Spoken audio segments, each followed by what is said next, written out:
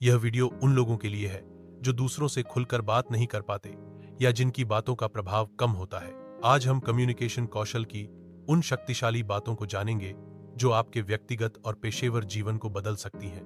Communication कौशल आपके जीवन के हर पहलू में सफलता की कुंजी है।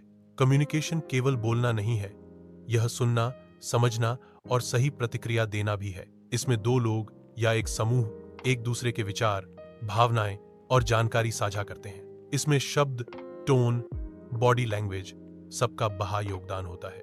एक अच्छा नेता सबसे पहले ध्यान से सुनता है और फिर सटीक प्रतिक्रिया देता है। सुनने की क्षमता एक नेता को टीम के सदस्यों की जरूरतों और चिंताओं को समझने में मदद करती है। सटीक प्रतिक्रिया देने के लिए नेता को सभी पहलुओं पर विचार करना चाहिए और एक स्पष्ट और संक्षिप्त समाधान प्रस्तुत करना चाहिए। अच्छा श्रवण और सटीक प्रतिक्रिया एक नेता को प्रभावी निर्णय लेने और टीम को सही दिशा में ले जाने में सक्षम बनाते हैं। प्रभावी कम्युनिकेशन का पहला स्तंभ है सुनने की कला।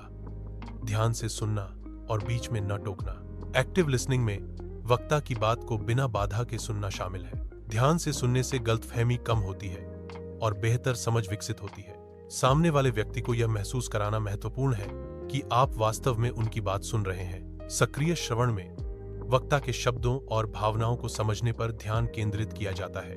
गैर मौखिक संकेत जैसे कि सिर हिलाना और आंखों का संपर्क दर्शाते हैं कि आप ध्यान दे रहे हैं। बातचीत के दौरान सारांश प्रस्तुत करना और प्रश्न पूछना सुनने की पुष्टि करने में मदद करता है। स्पष्टता का अर्थ है अपनी बात को सीधे और सरल शब्दों में व्यक्त करना। स्पष्टता सुनिश्चित करती है कि संदेश बिना किसी भ्रम के प्राप्तकर्ता तक पहुंचे।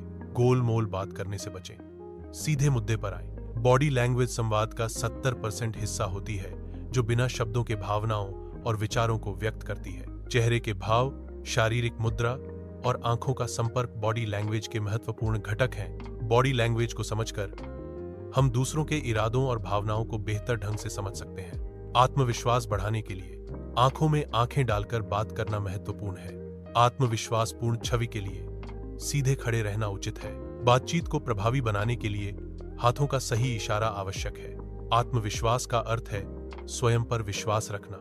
आत्मविश्वास सफलता की ओर ले जाता है। आत्मविश्वास चुनौतियों का सामना करने में मदद करता है। आत्मविश्वास एक मजबूत मानसिक स्थिति है। भाषण में अनावश्यक शब्दों जैसे और मतलब से बचना चाहिए। ये शब्द भाषण की स्पष्टता और प्रभावशीलता को कम करते हैं। स्पष्ट और संक्षिप्त भाषा का उपयोग करके वक्ता अधिक आत्मविश्वास और अधिकार के साथ संवाद कर सकता है। अनावश्यक शब्दों को हटाने से भाषण अधिक पेशेवर और विश्वसनीय लगता है। सहानुभूति का अर्थ है दूसरे व्यक्ति की भावनाओं को समझना। सहानुभूति से आपसी संबंध और विश्वास मजबूत होता है। सहानुभूति से सकारात्मक और सहायक वातावरण बनता है। घातक गलतियां, दूसरों की बात न सुनना। लगातार खुद के बारे में बात करने से दूसरों के साथ बातचीत में रुकावट आती है। यह व्यवहार अक्सर दूसरों को कम महत्वपूर्ण महसूस कराता है और संवाद को एक तरफा बना देता है। स्वयं केंद्रित बातचीत से संबंध कमजोर हो सकते हैं और सामाजिक दूरियां बढ़ सकती हैं।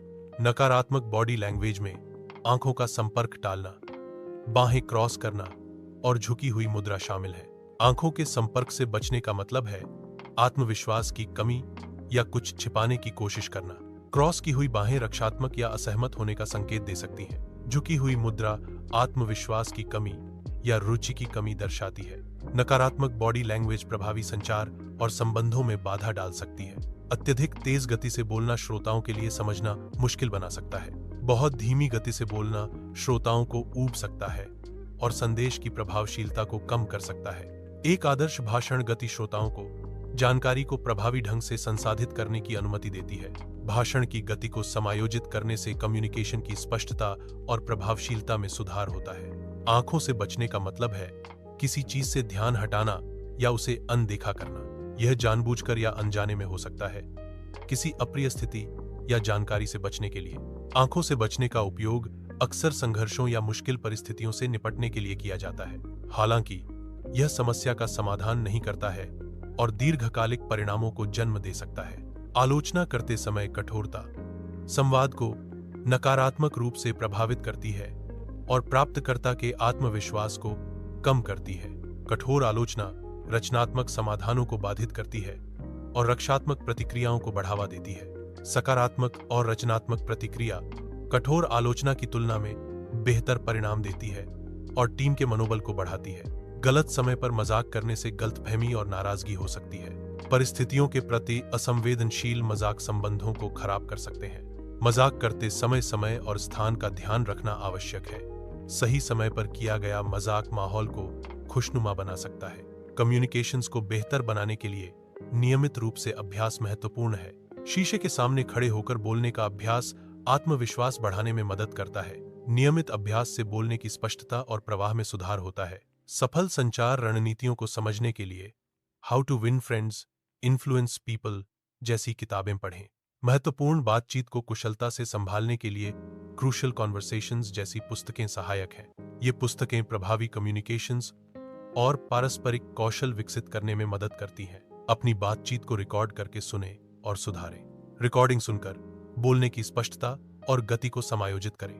उच्चारण और व्याकरण की गलतियों को पहचानें और ठीक करें। आत्मविश्वास और स्पष्टता बढ़ाने के लिए बार बार अभ्यास करें। अपनी प्रस्तुति को बेहतर बनाने के लिए दोस्तों या सहकर्मियों से प्रतिक्रिया मांगना महत्वपूर्ण है। प्रतिक्रिया से प्रस्तुति में कमजोरियों और सुधार के क्षेत्रों का पता चलता है। प्राप्त प्रतिक्रिया को एकीकृत करके प्रस्तुति की प्रभावशीलता को बढ़ाया जा सकता है। सार्वजनिक भाषण युक्ति। पहले से पूर्वाभ्यास करें। अभ्यास आत्मविश्वास और प्रवाह में सुधार करता है। अभ्यास सामग्री को याद रखने में मदद करता है और वितरण में सुधार करता है। अपनी बात की शुरुआत किसी कहानी या सवाल से करें। कहानी श्रोताओं को आकर्षित करती है और सवाल उन्हें सोचने पर मजबूर करते हैं। यह तकनीक दर्शकों का ध्यान आकर्षित करने और उन्हें विषय से जोड़ने में मदद करती है। दर्शकों को जोड़े रखने के लिए सामग्री को आकर्षक और प्रासंगिक बनाना महत्वपूर्ण है। विषय को स्पष्ट रूप से प्रस्तुत करें और दृश्य तत्वों का उपयोग करके जटिल जानकारी को सरल बनाएं। प्रश्नों को प्रोत्साहित करें और प्रतिक्रिया प्रदान करें, जिससे दर्शकों को सक्रिय रूप से भाग लेने का अवसर मिले।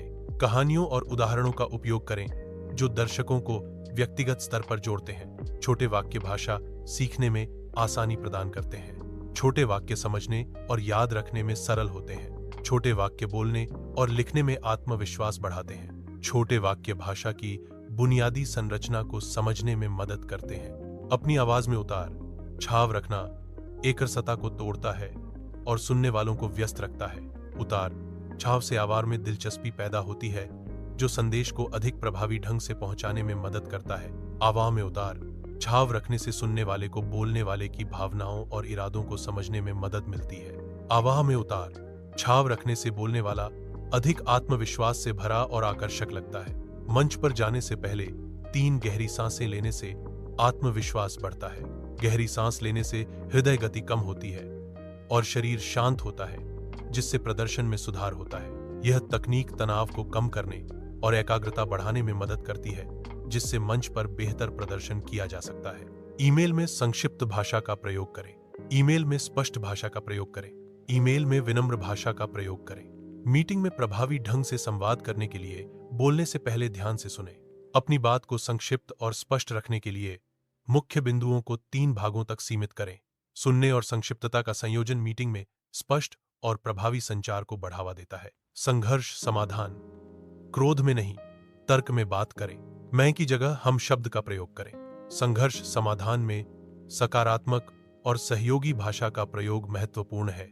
रिश्तों में प्रभावी कम्युनिकेशंस के लिए उचित समय पर उचित बात कहना आवश्यक है। गलत समय पर कही गई सही बात भी रिश्ते में गलतफहमी और तनाव पैदा कर सकती है।